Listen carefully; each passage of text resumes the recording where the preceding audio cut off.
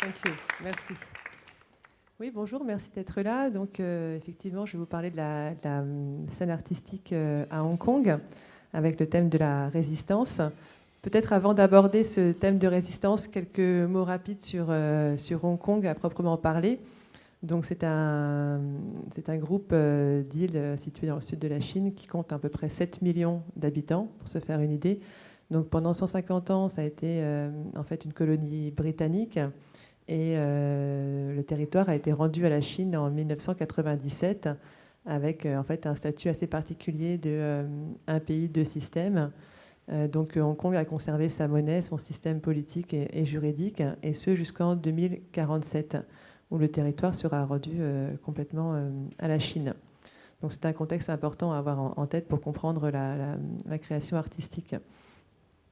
Hong Kong s'est développé essentiellement autour du business, du commerce. Donc c'est vrai que l'art et la culture ont été pendant longtemps placés un petit peu de côté. Les Britanniques n'ont pas non plus encouragé la création artistique, qui souvent va de pair avec le développement d'une pensée critique, ce qui n'était pas forcément favorable à leur volonté politique. Donc c'est vraiment une scène récente, très dynamique. En fait, là, on peut vraiment parler d'une renaissance à partir de la fin des années 90, début 2000. Ça a été favorisé par le boom de l'art contemporain chinois, puisque de nombreuses galeries et puis les maisons de vente se sont installées à Hong Kong. Ensuite, c'est vrai qu'avec la crise, il y a eu beaucoup de délocalisations industrielles qui ont laissé des bâtiments industriels et des entrepôts vides que les artistes ont pu investir pour installer des ateliers. Avant, il n'avait pas d'atelier. Il faut voir que donc, le territoire est très exigu, donc il y a en permanence un problème de place. Donc c'était difficile pour les artistes de trouver un endroit pour créer. Parallèlement, des programmes universitaires se sont développés. Donc il y a vraiment tout un ensemble de facteurs qui ont été réunis depuis une quinzaine d'années pour participer à cet essor. Et bien sûr, il y a eu la foire Hong Kong Art Center, Art Fair, qui a été ensuite reprise par Art Basel, donc qui a aussi, bien sûr, favorisé ce développement. Donc, c'est vrai que... Alors, il y a toujours la question, est-ce qu'on doit parler d'un art hongkongais, est-ce qu'on parle d'un art contemporain français? La question reste ouverte, je n'entends pas y répondre forcément cet après-midi. Moi, ce qui m'intéresse, c'est vraiment de réfléchir quand même à ce contexte très, très spécifique qu'est Hong Kong, de prendre en compte leurs particularités culturelles, historiques, pour voir un petit peu ce qui peut relier les différentes pratiques artistiques. Mais il s'agit en aucun cas, bien sûr, de les enfermer ou de les mettre tout ensemble sous une étiquette, car vous allez voir, c'est extrêmement varié. Donc notamment ce thème de résistance, je trouve qu'il est assez juste pour trouver un fil conducteur entre les différentes pratiques artistiques. Maintenant, cette résistance prend vraiment différents visages, comme vous allez le voir. C'est aussi une résistance à prendre au sens très large.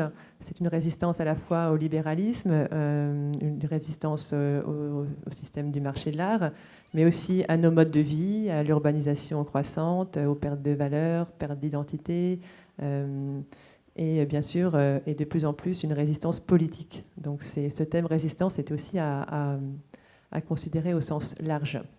Voilà.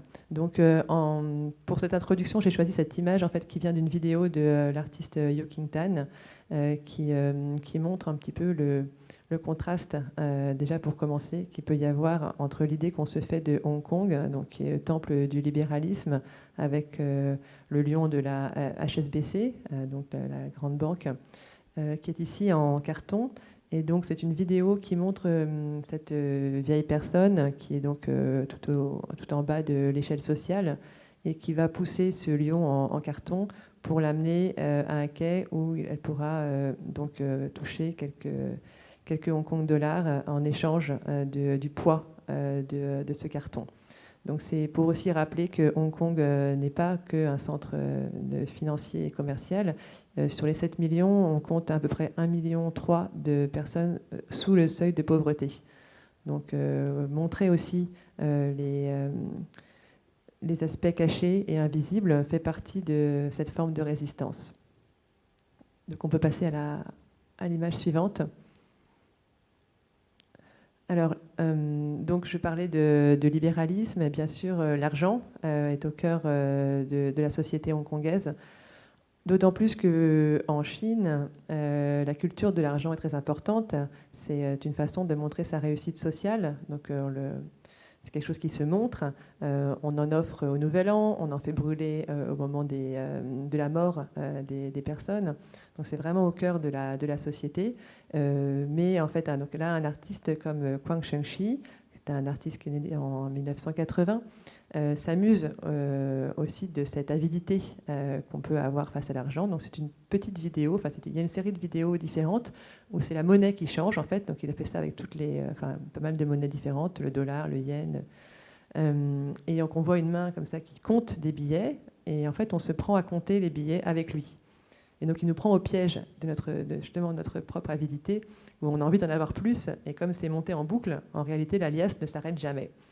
Donc je trouve que ça représente bien cet esprit, voilà, un bon exemple d'esprit de résistance tel qu'il peut se manifester dans l'art hongkongais, à savoir que c'est fait avec beaucoup d'humour, de la distance. Pour un artiste comme Quang Shengxi, il ne s'agit pas de changer la société, il s'agit plutôt de pointer du doigt les dérives, en particulier ici, les dérives du capitalisme. Et il travaille vraiment à partir de son quotidien, d'objets du quotidien. Et donc, toujours, vous verrez, c'est aussi un point commun à beaucoup d'artistes, de façon très humble. Donc, on va voir dans l'image suivante, qui est aussi une œuvre de Quang Shengxi. Donc là, en fait, c'est une banane donc, qui est recouverte d'étiquettes, avec en fait l'idée qu'avec effectivement l'invasion du commerce, des marques, en fait, on ne sait plus à quoi on a affaire. Donc cette banane est tellement recouverte de stickers, on ne sait pas est-ce qu'il s'agit vraiment d'une banane finalement en dessous, qu'est-ce qu'il y a. Donc la question, c'est celle du contenu. À force de recouvrir, à force de packaging, on a perdu l'essentiel et si ça se trouve, voilà, la banane est totalement vide. Donc c'est ce qu'on va voir aussi, et de façon encore plus poussée avec un artiste comme Likit, qu'on voit dans l'image suivante, où en fait pour lui, c'est presque les individus qui deviennent des produits et qui se vident de leur sens. En fait, Likit, pour cette série de tableaux, il représente des gens, donc ce sont des portraits, sauf qu'au lieu de les peindre, il les associe à des marques de shampoing, des marques de produits ménagers ou d'hygiène. C'est pour montrer ce monde totalement aseptisé qui nous environne et aussi pour montrer la limite de notre imaginaire. En fait, pour lui, il dit qu'il est perdu, qu'en fait, on a, à force de nous imposer des images, de nous imposer des rêves, de nous imposer justement des produits, on n'a plus de désir propre, donc on n'arrive plus à se projeter et à imaginer. Donc la seule façon qu'on a de penser l'autre, c'est à travers ce type de marque. En fait, Likit, c'est lui qui a représenté Hong Kong à Venise il y a 2 ans. C'est peut-être l'un des artistes les plus connus de Hong Kong au niveau international aujourd'hui. Et il s'est fait connaître en peignant des draps, donc toujours avec des couleurs très pâles. Donc là, on a un bleu, ça peut être un rose, donc vraiment des couleurs justement aussi aseptisées qui sont liées à l'hygiène. Et avec peut-être qu'on peut voir là, sur la slide suivante, donc il peignait des draps et il en faisait des nappes. Et il invitait les gens ensuite dans les galeries à décrocher ces nappes, donc il avait peintes, et à faire des pique-niques et donc à partager quelque chose. Donc ça, c'est aussi une des caractéristiques de l'art de Hong Kong. C'est voilà, décrocher ce qui est au mur, sortir un petit peu du cadre rigide des galeries et faire en sorte que ces moments autour de l'art soient des moments plus humains où on partage quelque chose. Alors, il travaille beaucoup avec... Donc là, en fait, on voit un petit peu les exemples des différentes nappes qui ont été donc peintes à la main, en fait. Et donc, à chaque fois, en fait, il part d'objets du quotidien et ces objets retournent au quotidien, puisque lui-même, en plus, il les utilise comme torchon, comme rideau. Voilà. Donc, c'est vraiment un art qui est complètement intégré, bien sûr, qui n'est pas très commercial, ni commercialisable. Donc, ce qu'il avait installé aussi, c'était un ensemble de coussins sur lesquels il écrit des petits mots et il invite les gens en fait à s'installer et voire à dormir dans la galerie. Il s'agit là bien sûr de résister à notre regard et à notre façon d'envisager l'art qui est maintenant qui se passe beaucoup sous la forme de consommation. Donc au lieu de consommer une exposition, il faut prendre le temps Et donc pourquoi pas, comme je le disais, soit manger sur la nappe, soit dormir, en tout cas vraiment prendre possession de l'œuvre. Cette notion de prendre son temps, voire de perdre son temps, est quelque chose de très important pour lui et pour beaucoup d'artistes de Hong Kong. Finalement, qui est-ce qu'aujourd'hui qui peut se payer le luxe de perdre son temps? Qu'est-ce que ça veut dire? Donc c'est une notion importante. Donc on va voir. Alors ici, c'est un autre artiste qui a représenté aussi Hong Kong à Venise, mais c'était en 2005. Hein, c'est Pak Chung-chuen. Donc lui, sa résistance, elle se fait clairement au niveau du marché de l'art, puisque cette œuvre, donc, qui s'appelle Half Body, Half Soul, en fait, a un coût zéro, puisque donc, il a ramassé des cailloux à Venise, il les a coupés en deux, de façon légèrement disproportionnée pour qu'il y ait une partie plus lourde que l'autre. Et donc, il y a une partie qui est au sol et qui fixe la corde, et toutes les autres pierres sont réunies ensemble. Donc la corde, il l'a trouvée dans un garage. Donc voilà, tout a été trouvé sur place. Et à la fin de l'exposition, tout sera aussi dispersé et rendu à la ville. Et en fait, ça représente, c'est un portrait de l'artiste. Donc le poids des pierres, c'est son poids. Et la hauteur, ça correspond à la hauteur de son front, donc, qui est pour lui l'endroit le plus important de sa personnalité. Donc bien sûr, donc ça c'est un coût zéro. Ça caractérise vraiment son travail.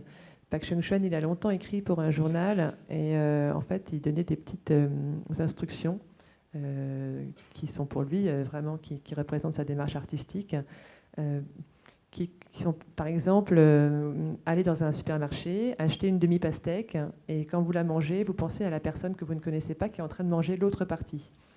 Voilà, donc c'est plein de petites idées comme ça qu'il a pendant vraiment des années distillées à Hong Kong, parce qu'il y a une dimension évidemment sociale très importante dans son travail, de recréer du lien dans les villes et de faire de son art vraiment un moyen de vivre différemment et autrement son rapport à l'autre.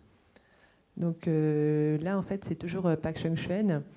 Donc il part évidemment, donc on a vu de cailloux, mais il part aussi donc de lui-même quand il fait des performances, où là en fait sa matière première c'est son souffle, tout simplement. Donc c'est aussi assez taoïste, puisqu'en fait donc là il avait loué un studio de 12 mètres carrés, et pendant 10 jours il a rempli ce studio avec son propre souffle. Donc il y a aussi cette notion de vide qui est très importante, parce que pour lui l'espace et le vide sont des moments de respiration. Et donc on en revient à ce qu'on disait avant sur le fait de perdre son temps. Ces moments de respiration, ce sont aussi des moments où on peut penser et où on peut penser librement et se détacher de ces modes de vie qui nous empêchent en fait de développer une certaine forme de liberté et de pensée critique. En fait, beaucoup d'artistes travaillent justement sur ce lien social. Ici, c'est Mova Nachen qui a... elle, en fait, travaillait pendant un temps dans un cabinet de comptable, et quand elle voyait les papiers qui étaient découpés pour la confidentialité, ça lui a donné l'idée d'en faire des tricots. Et donc elle tricote en fait des livres ou bien des cartes géographiques, ce qui donne aussi une idée intéressante puisque des pays se retrouvent tricotés ensemble. Donc bien sûr, ça a une portée métaphorique intéressante quand les frontières sont mélangés et les continents rapprochés. En fait, elle essaie de voyager beaucoup et elle s'installe sur un banc quelque part et elle tricote. Et assez rapidement, les gens viennent la voir et elle explique sa démarche et elle apprend aux autres à tricoter. Elle demande en fait aux gens de tricoter les livres qu'ils ont le plus aimés. Donc il y a aussi cette idée de partage et de transformation. Et donc son projet, comme on va voir sur l'image suivante, il y a un projet qui va vraiment durer toute sa vie. Donc vous voyez au-dessus en fait, des gens. Donc là, ce sont plein de gens qui sont en train de tricoter. Et donc chaque fois, les morceaux que les gens ont tricotés se mettent bout à bout. Et elle garde cette œuvre sous la forme d'un immense rouleau qui a grandi et qui ne finira qu'au moment de sa mort. Donc là, on retrouve vraiment cette résistance au temps, parce que ça prend énormément de temps, et de partage. Pour une artiste comme Jaffa Lam, qu'on va voir ensuite, il s'agit en plus par rapport à ce lien social, d'intégrer des gens qui ont été marginalisés par la société. Elle travaille à partir de matériaux recyclés. Alors ici, c'est une toile de parachute, mais sinon, ça peut être des morceaux de parapluie ou du bois recyclé. Et en particulier, pour ce travail, elle s'est entourée de femmes qui ont été licenciées au moment justement des délocalisations, donc qui travaillaient dans le textile et qui donc ont perdu leur dignité, qui ne pouvaient plus travailler. Et donc, elle s'est dit qu'il fallait continuer à utiliser leur talent et leur savoir-faire et donc les intégrer à sa démarche artistique. Et donc elle essaye à chaque fois dans ses projets comme ça d'intégrer différents groupes de personnes. Donc c'est vraiment un art engagé et social. Donc là on voit effectivement toutes les femmes qui travaillent ensemble et qui retrouvent justement une forme de dignité dans ce partage. Alors, un autre artiste qui travaille beaucoup à partir d'éléments recyclés, c'est Casey Wong. Alors ici, c'est un matériau un peu particulier puisqu'il a utilisé des tôles de Ferrari, puisque son atelier se trouve à côté d'un atelier où on fabrique des voitures. Et donc, en fait, Casey Wong, c'est un ancien architecte. Il a étudié aux États-Unis, mais quand il est rentré à Hong Kong, il n'a pas voulu exercer son métier, puisqu'à Hong Kong, en réalité, pour lui, l'architecture, finalement, se limite à construire des tours et à faire des opérations juteuses, en pensant plus au court terme qu'à la dimension humaine de l'architecture. Donc il essaie de repenser vraiment la ville différemment avec son regard d'architecte, et il travaille beaucoup sur l'idée des sans-abri. Alors ici, c'est une forme de sans-abri un peu particulier, puisque ce serait des abris, mais pour personnes aisées. En fait, la question qui pose, c'est est-ce que si les abris étaient finalement beaux et luxueux, est-ce qu'on n'aurait pas un autre regard sur ces gens qui sont dans la rue? Et comment est-ce qu'on envisagerait finalement cette situation qui est pourtant croissante et qui touche de plus en plus de monde? Avec l'idée que ça peut toucher aussi justement tout le monde, et en particulier des gens aisés. Et dans ce cas-là, est-ce qu'ils n'auraient pas envie de sauver les apparences avec ce type de construction? En fait, pour faire contrepoids, on peut voir une autre de ses œuvres que vous pouvez voir en ce moment, qui est une installation qu'il vient de faire à la mairie du 4e, donc à Paris.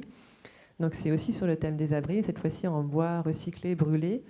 Et en fait, donc ce sont des abris en référence, bien sûr, à la situation des réfugiés aujourd'hui, mais pour lui, plus largement, aussi, ça répond à la question du home, du chez-soi, et d'un espace où on serait libre de penser et de créer. Il faut savoir qu'il y a 1 an, à peu près, il y a eu le mouvement des parapluies à Hong Kong. Donc pendant 3 mois, beaucoup de gens de Hong Kong ont vécu sous des tentes. Donc ça reprend cette structure, et cette tente, finalement, cet abri, c'est un endroit justement de résistance. Le nom de cette pièce s'appelle Shelters of Resistance. Donc ce seraient des endroits où on serait libre de penser. En parlant de bois recyclé, bien sûr, il y a cette dimension du rapport à la nature qui est très important aussi pour les artistes de Hong Kong. Ici, c'est une vidéo de Tang Kwo Kin. Pendant 10 jours, il a circulé avec un habit de gorille dans la ville. Et il s'est rendu compte que très rapidement, il était complètement assimilé. Et donc, c'est une façon de montrer que même les éléments naturels aujourd'hui qui sont à Hong Kong sont en fait artificiels. Donc, le gorille, en fait, au bout de quelques heures, au lieu d'effrayer les populations, faisait les devoirs des enfants dans les parcs et racontait des histoires. Donc ce rapport à la nature est complètement faussé dans nos villes. Ce qui est intéressant avec Hong Kong, finalement, c'est que c'est un bon laboratoire, puisque c'est vraiment une mégalopole dont les problématiques sont en fait assez similaires à toutes les autres mégalopoles du monde. Donc un autre artiste qui s'appelle Trevor Young, c'est intéressant parce que lui, justement, part vraiment du monde des plantes et des animaux. Et il demande aux gens de se mettre à la place des plantes, en particulier dans cette œuvre-là. En fait, ce sont des plants de fruits de la passion. Alors, ces plantes ont la caractéristique d'être en fait très fragiles, même si elles véhiculent, quand on pense aux fruits de la passion, on pense à quelque chose de très exotique, de sensuel. C'est aussi associé à la passion du Christ. Mais en fait, donc, ce sont des plantes vraiment, vraiment fragiles qui ont besoin de tuteurs pour grandir. Si elles ne s'appuient pas sur quelque chose, elles tombent et elles meurent. Donc elles sont extrêmement vulnérables. Donc c'était à la Biennale de Shanghai. Il a installé donc des tuteurs, mais il a mis des tuteurs qui étaient trop courts. Et donc les plantes en fait qui essayaient de grimper vers la lumière systématiquement retombaient. Et il en a créé plusieurs routes et les gens étaient invités à marcher dans cette installation. Et il ne s'agit pas de pointer du doigt la limite humaine, mais au contraire de se mettre à la place de ces plantes. Et beaucoup de visiteurs, d'ailleurs, essayaient d'accrocher les plantes aux tuteurs pour les aider. Mais tous les soirs, il y avait des consignes très strictes, il fallait les empêcher de le faire. Donc on est vraiment dans une situation qui est à l'opposé de l'anthropomorphisme habituel. Donc c'est une démarche caractéristique de cet artiste qui vit, lui, avec des piranhas et des oiseaux depuis son plus jeune âge. Derrière ce rapport à la nature, en fait, il y a un rapport aussi plus profond d'une recherche d'harmonie, cette résistance, en fait, comme on le voit, donc, qui est, depuis le début, qui se fait de façon assez subtile et non pas frontale. C'est aussi essayer de rechercher, de renouer, en fait, avec une culture, avec une identité. Ici, c'est le cas de Lam Tumpang, donc, qui travaille aussi, qui peint sur du bois et qui essaye, en fait, de retrouver une harmonie entre, donc, à la fois la nature, bien sûr, l'urbanisation, mais aussi donc, des techniques de peinture chinoise anciennes qu'il associe à des techniques plus contemporaines. Donc finalement, retrouver cette harmonie, c'est quelque chose qui les relie finalement aux peintres lettrés chinois, qui essayaient non pas d'être uniquement des artistes, mais aussi des hommes engagés avec des valeurs et des vies exemplaires. Alors en fait, je me rends compte que j'ai presque plus de temps, donc on va voir juste sur l'image suivante, en fait, voilà, ça c'est aussi Lam Tumpang qui a dessiné donc au charcoal sur du bois brûlé, avec cette idée qu'on ne peut pas revenir en arrière. Le geste de l'artiste ne peut pas être renié. C'est-à-dire que donc c'est comme le calligraphe, une fois qu'on a tracé le trait. Voilà, donc derrière ça, ça implique tout un travail éthique et moral qui est donc, pour moi, fondamental chez les artistes de Hong Kong. Voilà, bah, apparemment, donc, je pense que je vais terminer sur cette image, en fait, qui peut-être donc incarne bien cette création artistique. Donc, vous avez effectivement ce contraste très fort entre ce bateau avec un pin qui est un pin vivant, qui a plus de 100 ans, et qui donc c'est une installation de Stanley Wong. Stanley Wong, il se fait appeler Another Mountain, qui est en fait le nom d'un moine du XVIIe siècle, qui, au moment de l'invasion mandchoue, a fui dans les montagnes pour rester intègre et continuer à peindre et rester lui-même, fidèle à ses principes. Donc cet artiste a pris ce nom et il travaille donc en accord avec ses principes d'être engagé à la fois en tant qu'artiste comme que citoyen. Et c'est de retrouver également pour lui une forme d'harmonie dans ce monde contemporain. Voilà, je vous remercie. Si vous avez peut-être des questions.